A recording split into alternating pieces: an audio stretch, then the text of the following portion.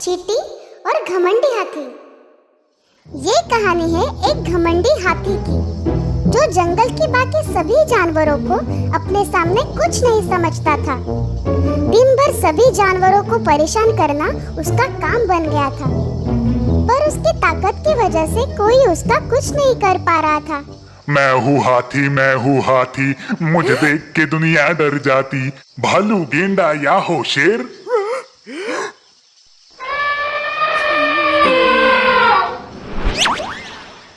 मेरे सामने किसी की न चल पाती। ताकतवर और शक्तिशाली, मैं हूँ हाथी।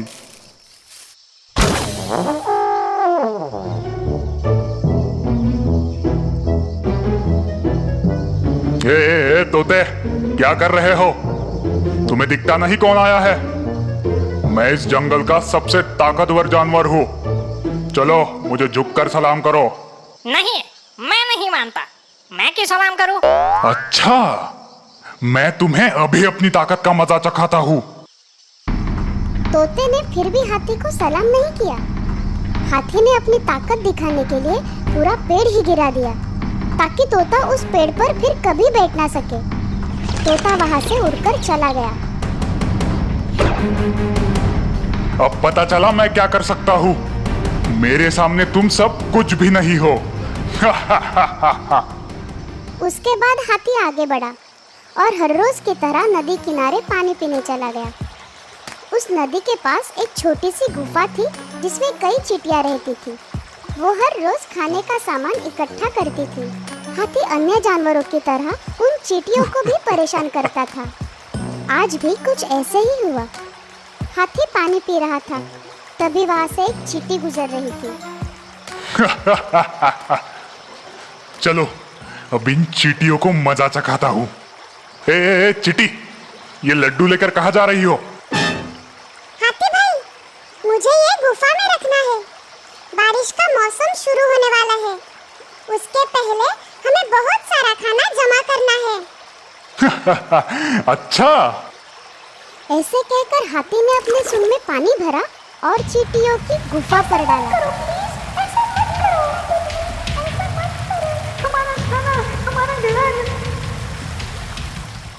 सब चींटियां भीग गई।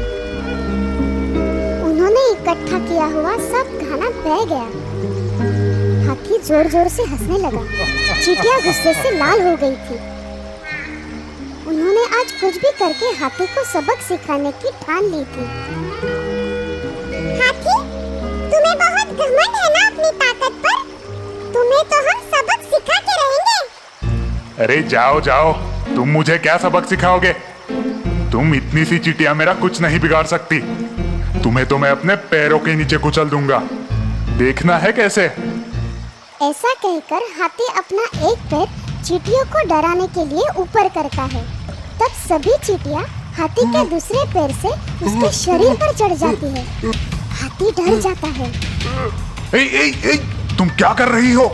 नीचे उतरो। कुछ चींटियां हाथी के कान में घुस जाती है, तो कुछ कान से होकर सूंड में घुस जाती है, और सब एकदम से हाथी को जोर जोर से काटने लगती है। हाथी को बहुत दर्द होता है, वो रोने लगता है। हाथी की आवाज से जंगल के बाकी जानवर इकट्ठा हो जाते हैं और हाथी की इस हालत का मजा लेते हैं। बाहर निकलो, मुझे दर्द हो रहा है। हाथी के इतना चिल्लाने के बाद भी चींटियां उसे काटती रही। मैं तुम्हारे पैर पड़ता हूँ, मुझे छोड़ दो। मैं फिर कभी किसी को तंग नहीं करूँगा। मुझे छोड़ दो। चींटियों से सबक मिलने के बाद हाथी ने कभी किसी को तंग नहीं किया। तो दोस्तों, इस कहानी से हमें ये सीख मिलती है कि हमें अपनी ताकत का इस्तेमाल दूसरों को डराने के लिए नहीं, बल्कि अच्छे कामों के लिए करना चाहिए।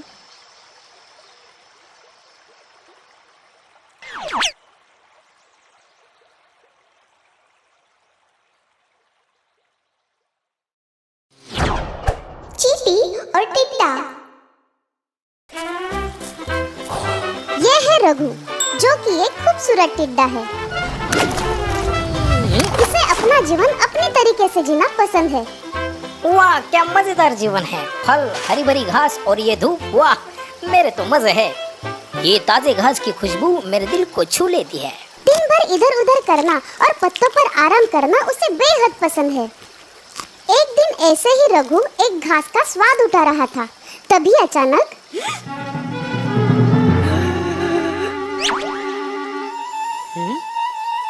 ये क्या देख रहा हूँ मैं नींद में तो नहीं हूँ ना। ये फल चलते हुए मेरी तरफ ही आ रहे हैं। पर फल कैसे चल सकते हैं? बचाओ बचाओ, कोई मेरी मदद करो। भूत भूत।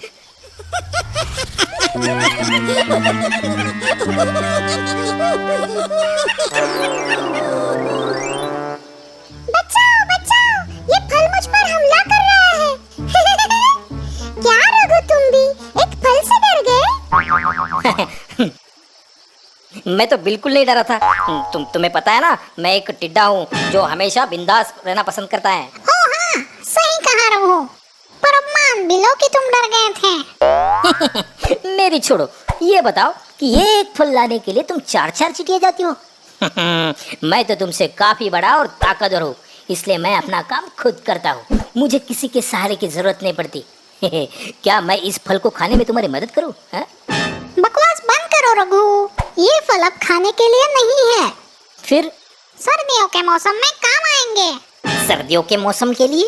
वो देखो। रघु इशारे की ओर देखता है तो एक गड्ढे में सब चींटियां बड़ी कतार में फल और पत्ते इकट्ठा कर रही थी। उसमें टमाटर, सेब, हरे पत्ते, गोभी, इन जैसे कई पदार्थों का समावेश था। रघु जानना चाहता था कि ये चींटियां ये सब खाना गड्ढे में क्यों डाल रही है। अब जल्दी ही गर्मी का मौसम खत्म होने वाला है, तब फल और पत्ते नहीं रहेंगे। इसीलिए हम पहले से ही सब खाना इकट्ठा करके रखते हैं। हमें पहले से ही तैयार रहना चाहिए, नहीं तो हम भूखे मर जाएंगे। तुम चींटी हो चींटी, इसलिए तुम्हें ज्यादा मेहनत करनी पड़ती है। मेरे लिए ये चुटकियों का काम है। इतनी भी जल्दी क्या है? आज करे सो कल कर, कल करे सो परसों, क्योंकि मुझे जीना है बरसों। चींटियों को पता था कि रघु उनकी बात नहीं मानने वाला था। वो वहाँ से अपने काम के लिए आगे बढ़ती है, लेकिन वो जानती है कि रघु बहुत बड़ी गलती कर रहा है। ये चिटिया भी ना बड़ी अजीब है। इतना बढ़िया मौसम है और ये काम कर रही है?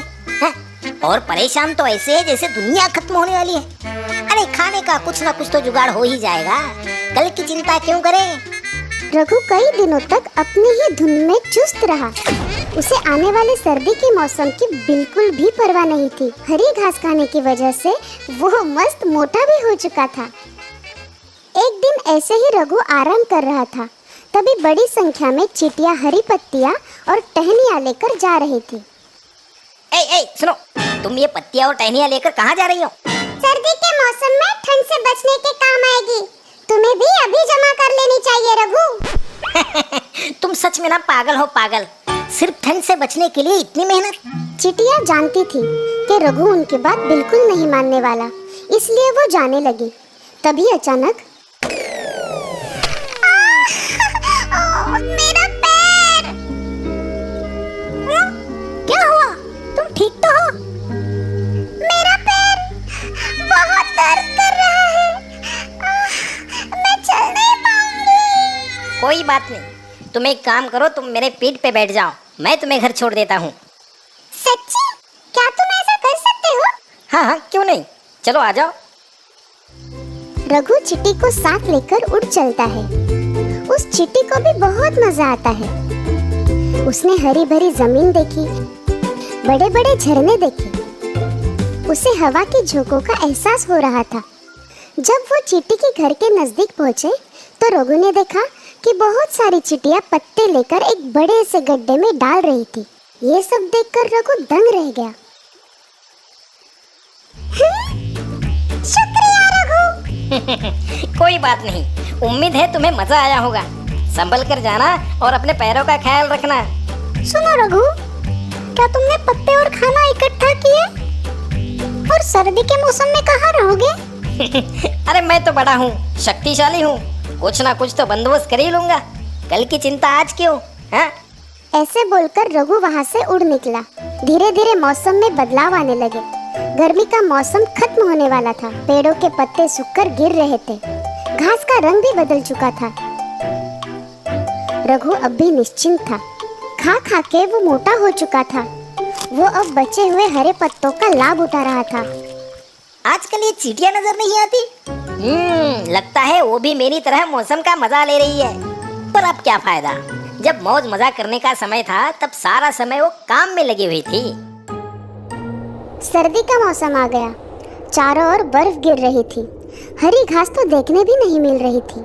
पेड़ पौधे सूख गए थे। रघु अब खाने के लिए तरस रहा था, लेकिन अब बहुत देर हो चुकी थी। रघु को ठंड लग रही थी। वो गर्माहट वाली जगह ढूंढ रहा था। इसी हालत में हफ्तों बीत गए। रघु की सेहत खराब हो रही थी। उसके पास ना कुछ खाने के लिए था और ना ही रहने के लिए कोई जगह। तभी अचानक उसे चींटियों ने कई बातें याद आती है।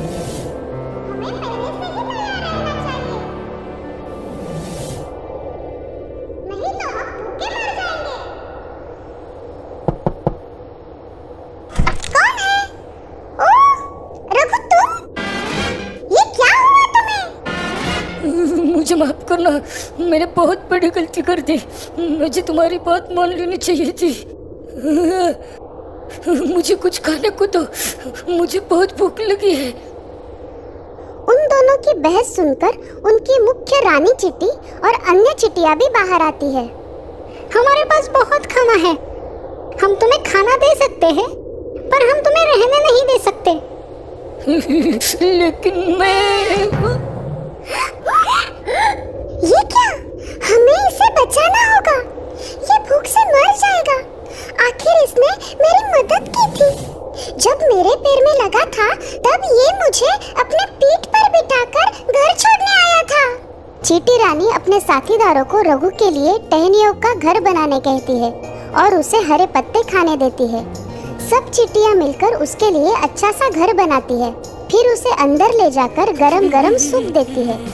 कुछ ही देर में रघु अपने पैरों पर खड़ा हो जाता है। धन्यवाद रानी साहिबा, आपने मेरी जान बचाई। तुम बहुत अच्छे हो रघु। तुमने हमारी चींटी की मदद की थी।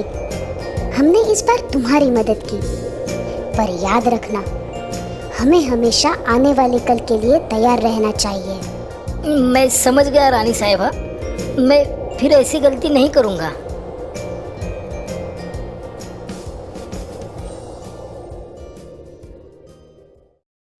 तो दोस्तों, इस कहानी से हमें ये सीख मिलती है कि आज हम जितनी भी मेहनत करेंगे कल उसका फल उतना ही अच्छा मिलेगा और हमारा भविष्य भी सुरक्षित होगा।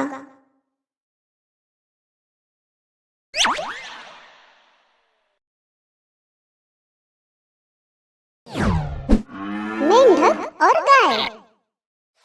तालाब में एक बड़ा मेंढक अपने से छोटे मेंढकों को डराकर उनसे अपनी जय जयकार करवा लेता था। सबसे बड़ा कौन, बोलो सबसे बड़ा कौन? आप हुजूर, आप हुजूर। सबसे बड़ा कौन, बोलो सबसे बड़ा कौन? आप हुजूर, आप हुजूर। सबसे बड़ा कौन, बोलो सबसे बड़ा कौन? तभी अचानक और एक छोटा सा मेंढक कहीं से दौड़ कर आता है और अलग नारा लगाना चालू करता है। ओ हुजूर, ओ हुजूर। ये तुम क्या बोल रहे हो? हाँ?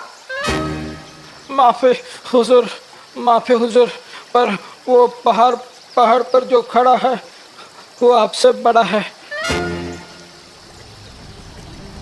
क्यों? मेरे से बड़ा कोई नहीं हो सकता है।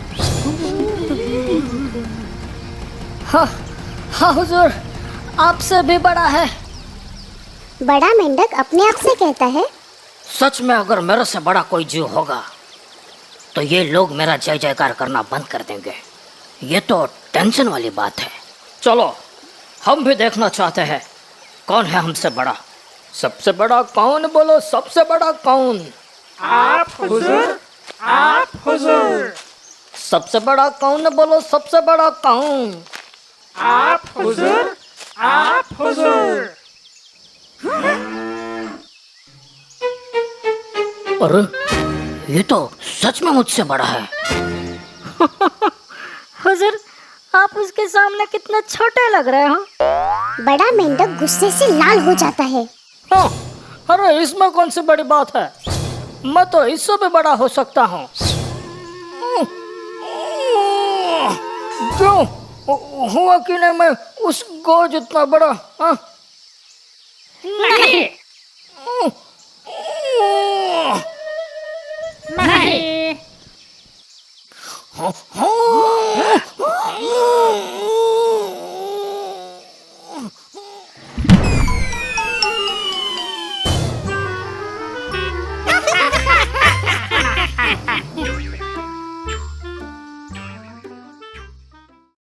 तो बच्चों, हमें इस कहानी से ये सीख मिलती है कि हर कोई अपनी जगह सही होता है। सभी में अपनी अपनी कुछ खास बात होती है, इसीलिए हमें किसी का अनुकरण नहीं करना चाहिए।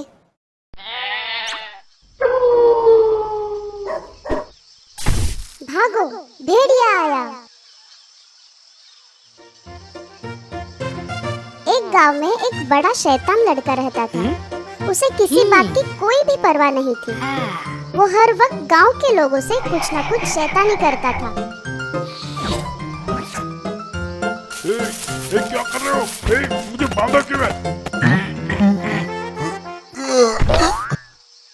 उसकी आदतों से उसके घर वाले बहुत तंग आ चुके थे। उसी वजह से उसके पिता ने उसे भेड़े चराने का काम दिया, पर वहाँ भी उसकी शैतानी कम ना हुई। अरे यार, आज बहुत बोर हो रहा है, कुछ तो मजेदार करना चाहिए। हाँ, बचाओ, भेड़िया। तभी उसकी आवाज सुनकर गांव के लोग अपने हाथ का काम छोड़कर दौड़े चले आते हैं। भेड़िया, अरे हमें उसकी मदद करनी होगी। अरे मेरी मदद कौन करेगा?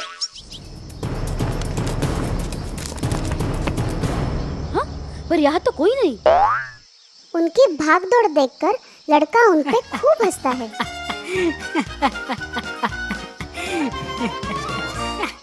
वाह, क्या मजा आया, कैसे उल्लू बनाया सबका। वो बेचारे गांव वाले उस लड़के की हरकत पर नाराज होकर फिर अपने काम पर लौट जाते हैं। कुछ दिन बाद उसे वही भेड़िए वाली शैतानी करने का मन होता है। बचाओ, बचाओ।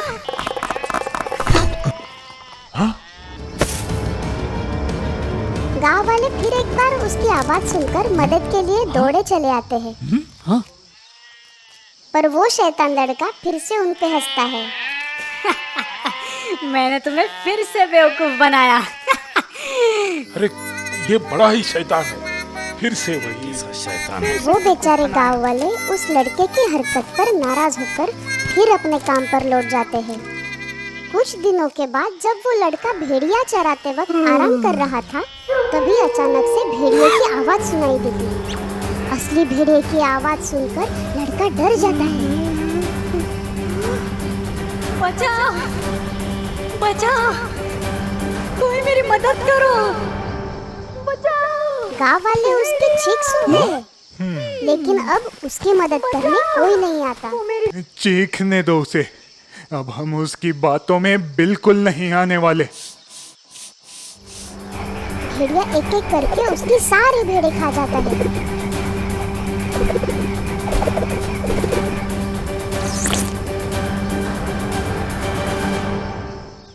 बेचारा लड़का सिर पर हाथ मारते मारते रोता रहता है। झूठ की वजह से वो अपनी सारी भेड़ें गवा देता है। झूठे की बात पर कभी कोई यकीन नहीं करता।